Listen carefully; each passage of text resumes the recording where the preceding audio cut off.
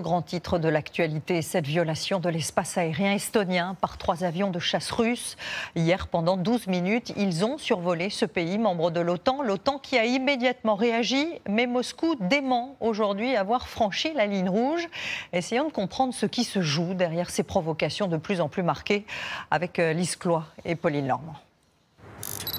Photographiés en plein vol, ces 3 MiG-31 sont restés longtemps dans l'espace aérien estonien. Plus d'une dizaine de minutes. Repérés dans le golfe de Finlande, près de l'île de Vindloo, rapidement interceptés par les F-35 de l'Italie, qui assurent depuis août la police de l'air de l'OTAN dans les pays baltes. C'est la 4e intrusion russe en Estonie. Le ministre des Affaires étrangères évoque une violation d'une audace sans précédent.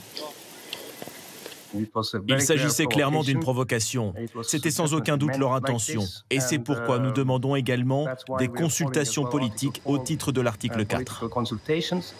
En clair, une réunion d'urgence de l'OTAN qui dénonce une nouvelle provocation russe dans un contexte de plus en plus tendu depuis 10 jours.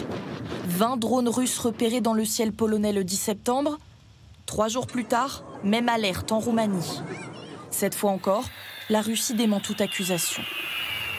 Le vol a été effectué en stricte conformité avec les règles internationales régissant l'espace aérien, sans violation des frontières d'autres États, comme le confirment des contrôles indépendants. Menaces et intimidations s'intensifient entre la Russie et l'OTAN.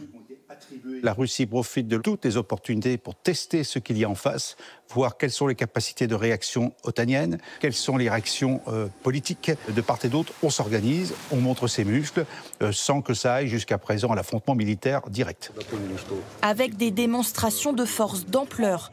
La semaine dernière, Moscou et Minsk affirmaient avoir déployé 100 000 soldats pour un exercice militaire géant à la frontière polonaise.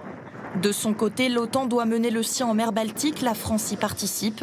Baptisé Neptune Strike, il doit débuter dans 2 jours.